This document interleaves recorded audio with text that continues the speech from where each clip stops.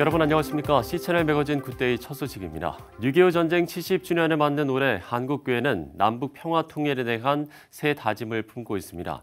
한국기독교교회협의회에서 진행한 신학포럼에서는 교회가 오랜 시간 극단적 대립의 논리를 펼치면서 동족을 정죄하는 데 집중하지는 않았는지 반성해야 한다는 제언이 이어졌습니다. 조홍현 기자가 보도합니다. 한국전쟁 발발 70주년.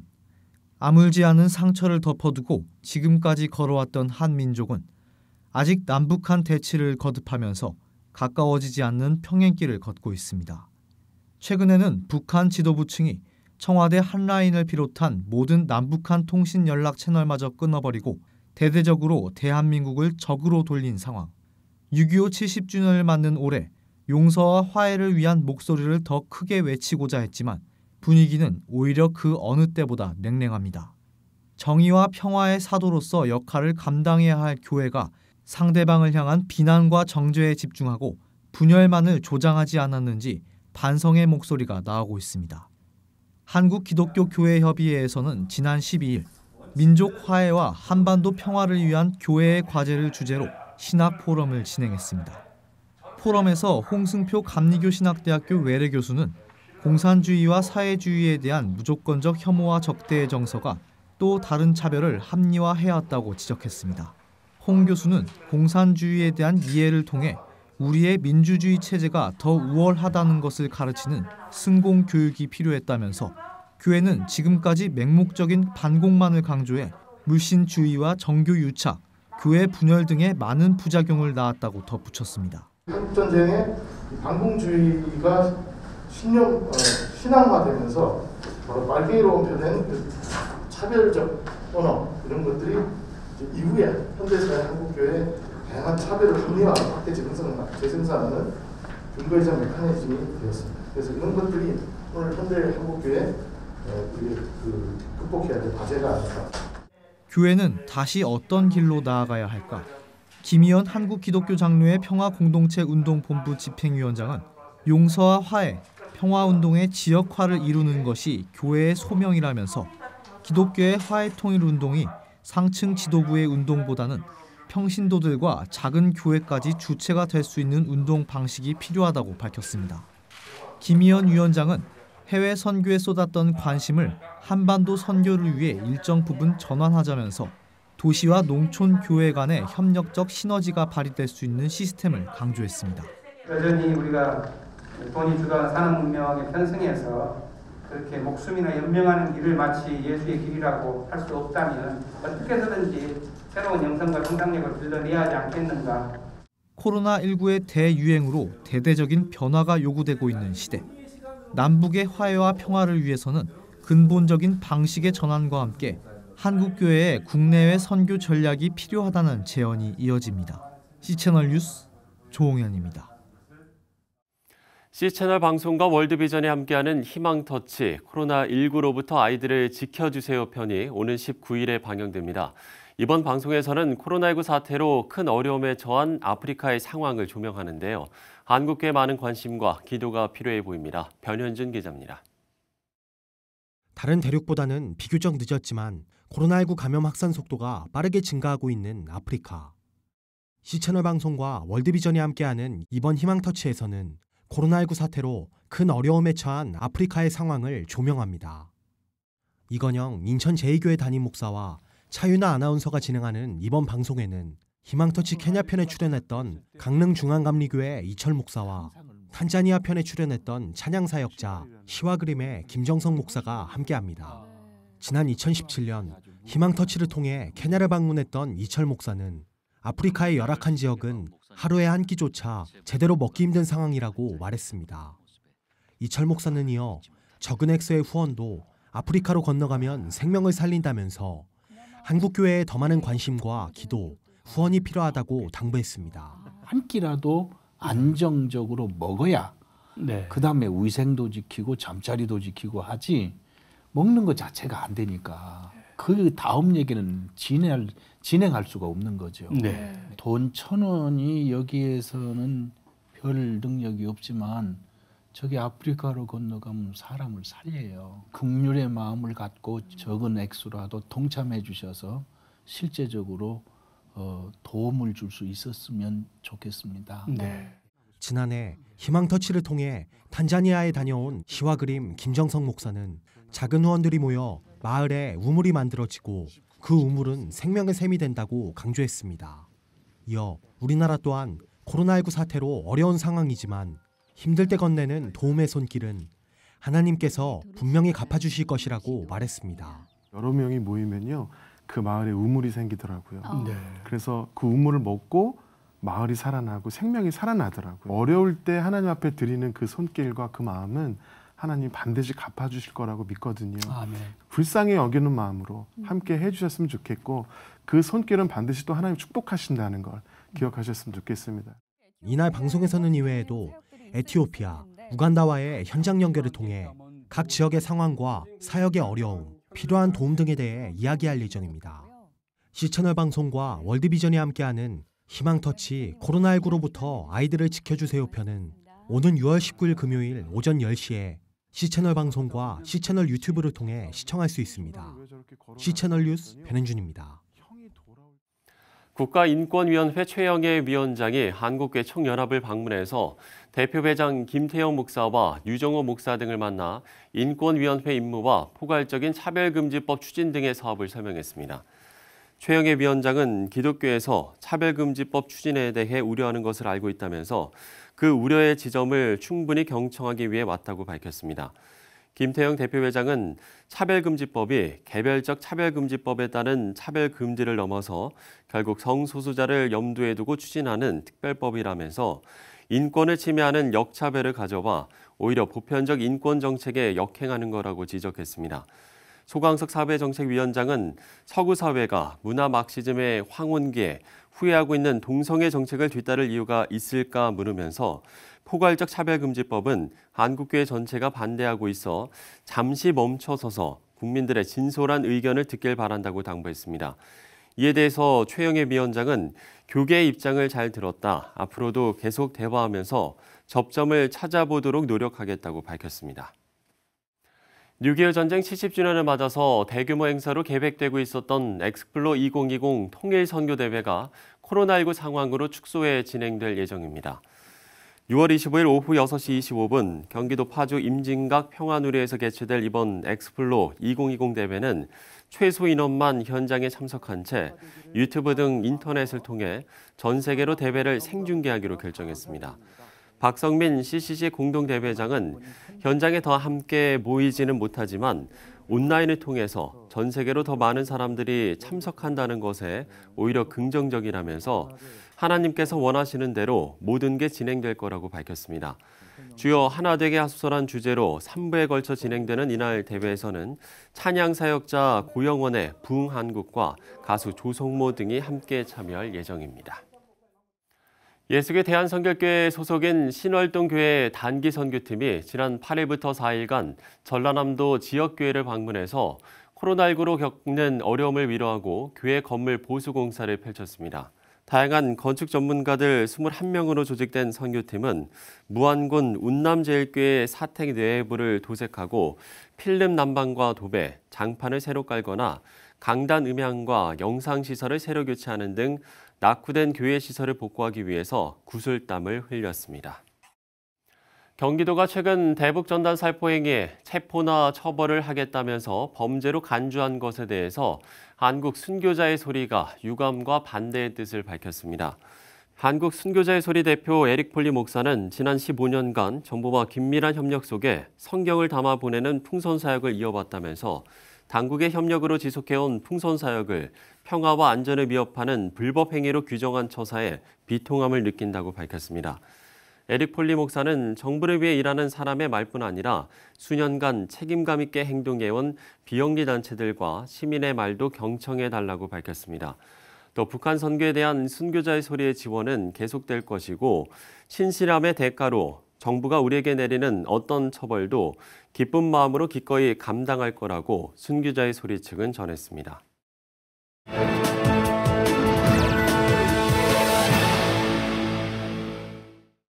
네, 뉴욕의 경제 활동이 점차 재개되면서 한인 교회들도 현장 예배 복귀를 준비하고 있습니다. 지역별로 지정된 단계에 따라서 교회가 수용할 수 있는 인원도 달라지는데요.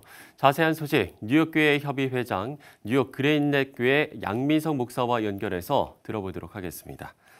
자, 목사님, 뉴욕 경제가 재개되면서 한인 교회들도 서서히 복귀를 준비하고 있다고요? 네, 지금 뉴욕주와 뉴욕시는 확진자와 사망자의 감소 추세, 그리고 전염률이 0.78%, 낮은 수준을 유지함에 따라서 서서히 단계별 경제 재개가 진행되고 있습니다. 이에 따라서 교회도 예배 재개를 위한 움직임이 진행되고 있는데요. 일단 정부에서 발표하고 있는 단계별 수용 인원에 대한 지침을 따라가고 있으며 또 현장 예배에서 필요한 안전수칙에 대한 사항들을 점검해 가고 있습니다. 또한 연령에 따라서 예배를 재개해도 잘 나오지 못하는 분들이 계시기 때문에 당분간은 동영상 예배와 현장 예배를 겸하여 드리려고 준비하고 있습니다. 한 가지 예배 재개를 앞두고 여전히 손소독제라든가 마스크 등을 구입하는 데 어려움이 있어서 조금 걱정이 되는 면도 있습니다. 네, 지역마다 경제 재개 일정도 다르고 또 예배를 준비하는 과정도 다르다고요? 네, 뉴욕은 뉴욕시와 뉴욕주로 나누어져서 지역별 재개가 조금씩 차이를 보이고 있습니다. 뉴욕시는 인구 밀도와 활동 영역을 고려하여서 6월 8일 월요일이 돼서야 1단계에 들어갔고요. 22일 월요일 날 2단계로 진입할 예정입니다. 반면에 뉴욕주는 이미 지난 6월 9일 화요일 미드 허드슨과 10일 롱아일랜드를 시작으로 2단계에 진입을 하였습니다. 예배와 관련하여 2단계에서는 예배당 수용 인원의 25%까지 예배를 드릴 수 있도록 허용하고 있습니다. 예를 들자면 100명의 스페이스에 25명까지 허용이 된다고 하는 것이죠. 아울러 뉴욕주의 외곽도시 일부는 6월 12일자로 제3단계까지 진입하였으며 예배당 수용 인원의 50%까지 예배를 드릴 수 있게 되었습니다. 물론 이 같은 단계별 예배 재개에 따라서 교회들은 각기 다른 방식으로 예배를 오픈해 가고 있는데요.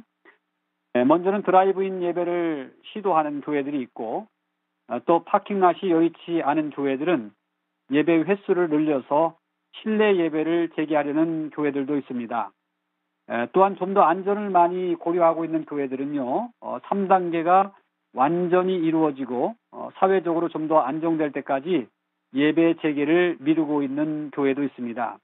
그 외에도 다양한 예배 방식들이 당분간은 계속 진행될 것으로 예상이 됩니다. 네, 코로나19 확산에 대한 염려를 내려놓을 수 없는 상황인데 현장 예배 재개 이후의 상황도 매우 중요해 보입니다. 여러 가지 계획을 준비하고 계시다고요? 사실 현재로서는 코로나19이 어떻게 진행될지 아무도 예측할 수가 없기 때문에 앞으로의 방향을 제시한다는 것 또한 쉬운 일이 아니라고 봅니다. 그래서 저희 뉴욕에서는 6월 22일부터 23일까지 먼저 포스트 팬데믹 교회는 어디로 가야 하나라는 주제를 가지고 포럼을 준비하고 있고요. 다양한 분야의 패널들이 나서서 여러 각도에서 방향을 제시해 보려고 합니다. 목회의 패러다임에 대한 변화, 또 예배, 차세대 교육, 지역 전도에 대해서 어떤 변화를 줘야 할지에 대한 발제와 디스커션들이 있을 예정입니다. 그리고 미래에 대한 교회의 대처와 비전들은 앞으로 일어날 변화들을 지속적으로 가하면서 상황에 맞는 대안들을 모색해 가야 할 것으로 보여집니다. 단 한 가지 말씀드릴 수 있는 것은 이제는 성장 중심의 교회보다는 본질 중심의 교회로 가야 할 것 같고요. 어려울 때일수록 교회는 좀 더 소외되고 어려운 이웃에게 눈을 돌리면서 나눔 공동체의 모습으로 점점 자리매김해야 된다고 생각이 듭니다. 사실 기독교의 역사를 보면 22세기 로마에 있었던 천연두, 또 3세기 카르타고에 있었던 홍역, 14세기에서 15세기에 유럽 전역을 휩쓸었던 패스트, 19세기 영국에 있었던 콜레라 등 전염병이 지나간 직후에 교회는 더 많은 사람들이 모여왔고 성장했던 것을 봅니다.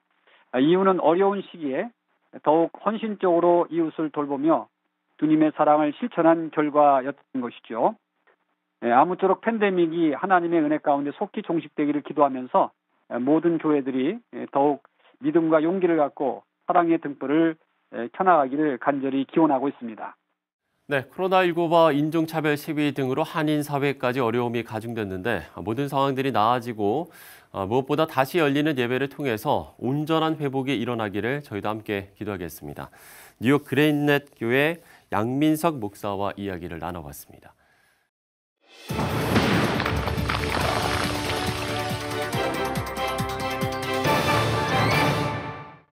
네, 북한 관련 소식으로 함께하겠습니다. 고려대학교 남성욱 교수 스튜디오에 나오셨습니다. 교수님 안녕하십니까? 네, 안녕하십니까? 예. 자, 그야말로 이전과는 다른 모습의 김여정 제1부부장이 등장한 것 같습니다. 지금 뭐 매일 이렇게 수위를 상당히 높이고 있는 상황인데 무력 대응까지 이야기를 꺼냈어요. 네, 6월 4일 김여정의 담화를 시작으로 지난 일요일 저녁까지 뭐 상당히 너무 많은 평양에서 담화가 나와서 그러니까요. 일일이 정말 체크하는 데 애를 먹을 정도입니다. 네. 일단 북한 입장에서는 남북 관계의 리셋 틀을 바꾸고 이걸 통해서 북미 관계의 기본 구조를 바꿔보겠다라는 뜻으로 보입니다. 배경은 아마 세 가지 정도로 보입니다. 우선은 코로나로 북한 경제가 매우 어렵다. 그렇기 때문에 인민들을 새로운 어떤 전선에 뛰어들기 위해서는 뭔가 경쟁 어떤 관계를 만들 필요가 있다. 예. 그것이 이제 대남 관계고 이어져서 대미 관계까지 확대가 된다. 이제 두 번째는 일단 남측이 약속을 지키지 않는다는 의식을 갖고 있습니다. 그래요? 일단은 남측은 이제 지난해 12월 크리스마스 선물이라는 것을 예고했는데 북한이 도발하지 않고 넘어갔고요. 1월, 2월에 도발 예고가 있었습니다만은 남측과의 뭐 대화가 있었는지 하여튼 총선을 넘어갔습니다. 예. 일단 북한 입장에서는 이제 남한이 뭔가 선심, 뭔가 호의를 베풀어야 될 때가 됐다라는 거죠. 그러나 예. 선거가 끝난 지 2달이 지나가도록 남측이 움직이지 않는 데서 이제는 남북 관계를 압박으로 몰고 가는 것이 북한에게 득이 된다고 본 거죠. 일단 전단 살포를 김여정 부위원장이 꺼내 들었지만 전단 살포는 이제 서막이었고요. 네. 이제 계속 뭐 최종 군사 행동까지 예고를 하고 있습니다. 마지막으로는 이제 대미 관계죠. 11월 첫째 주에 미국 선거입니다. 트럼프 대통령은 뭐 현재 미국이 워낙 조지 플로이드 흑인 사망 사건, 또 애틀란타의 또 흑인 사망 사건, 또 코로나 등으로 해서 미국이 정신이 없는 상황이기 때문에 북한 문제에 신경을 쓸 수 없죠. 그렇지만 또 제재는 유지하고 있기 때문에 북한 입장에서는 뭔가 이 11월 전에 도발을 통해서 미국에게 메시지를 전달하는 것이 필요하다. 그 메시지는 트럼프가 재선이 되든지 아니면 민주당 바이든 후보가 당선이 되든 북한을 잊어버려서는 안 된다라는 메시지를 주는 것이 필요하다고 보기 때문에 이번 김여정을 시작으로 줄줄이 카드를 꺼내 들고 있는 것으로 보입니다. 예, 이렇게 세 가지로 분석을 해두셨는데 지금 뭐 김영철 당 부위원장도 다시 등장을 했고 이렇게 대남 라인의 강경파들을 좀 내세운 의도도 좀 읽히는 것 같거든요. 일단 거친 입을 좀 활용하는 것 같습니다. 네. 일단 김여정의 발언 중에서는 이제 대남 관계를 대적 관계, 참 우리가 모르는 용어도 많이 만들어내는 거. 대적, 이제 적으로 돌리겠다라는 거죠. 그리고 이제 군대에게 이런 권한을 넘긴다. 또 자신의 발언은 김정은 위원장의 지시를 받은 것이다라고 이렇게 얘기를 했고요. 리성건은 아무래도 지금 외무상을 맡고 있기 때문에 미국에게 메시지를 보냈습니다. 트럼프 대통령이 선거 기간 동안에 이 선거에 활용할 만한 호재를 더 이상 주지 않겠다. 과거에 2차례 정상회담으로 재미를 본 것은 미국이라는 인식을 갖고 있고 이러한 것은 올 하반기에는 없다라는 뜻이죠. 그다음에 장금철 통전부장입니다. 대남 총괄하는데 이제 북남 관계가 헤어질 시간이 되었다라는 표현을 쓰고 있고요. 네, 이제는 뭐 수습할 수 없는 북남 관계가 수습할 수 없는 국면까지 왔다라고 해서 향후 고통스러운 시간이 다가올 것이다.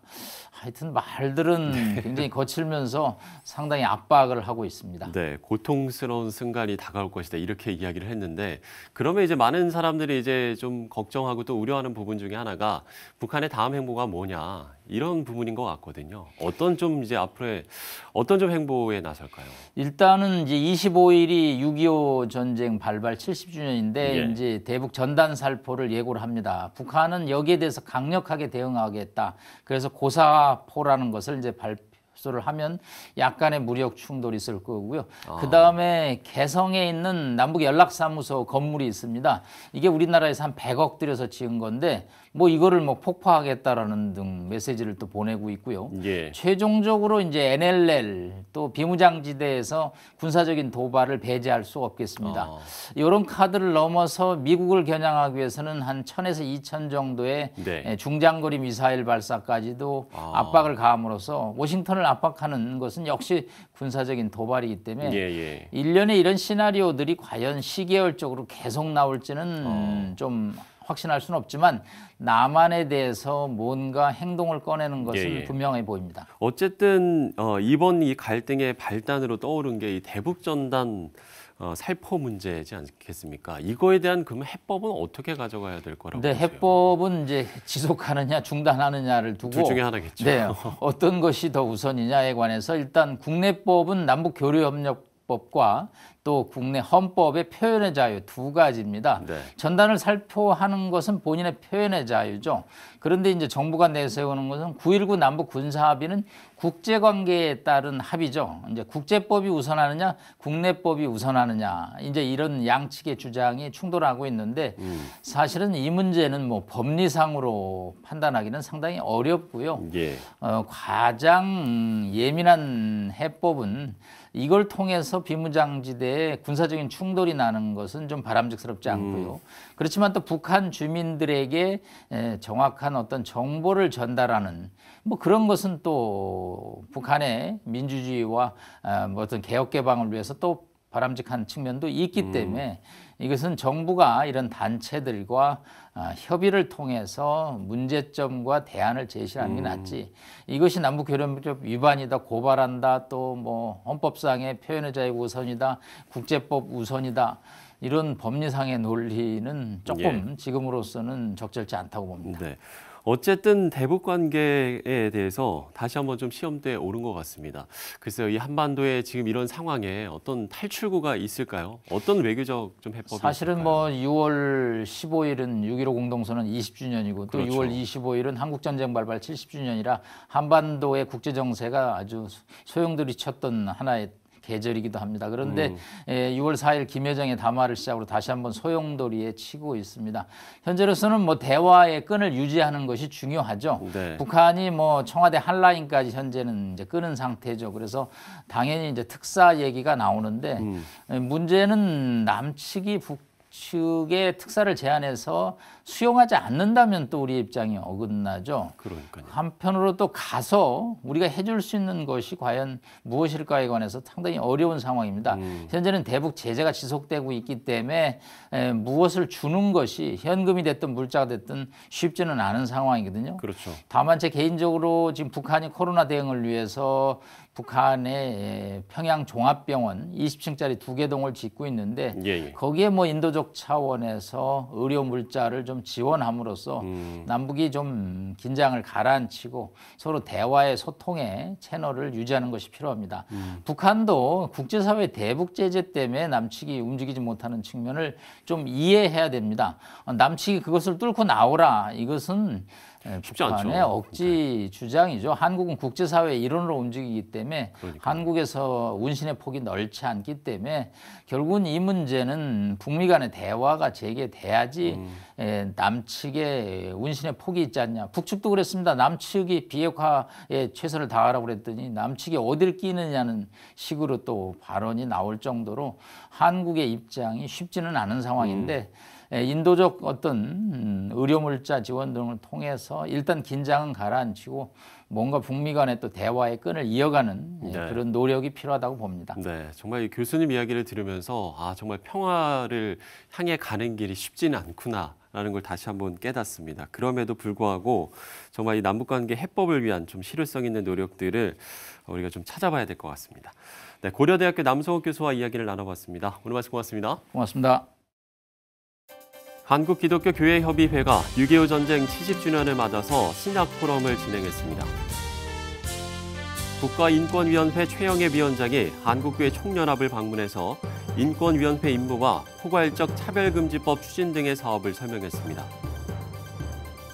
엑스플로 2020 통일선교대회가 코로나19 사태로 행사를 대폭 축소하고 대회는 오는 25일 온라인으로 생중계됩니다. C채널 방송과 월드비전이 함께하는 프로그램 희망터치가 코로나19로 도움이 절실한 아프리카 국가들의 상황을 담아서 오는 19일에 방영합니다.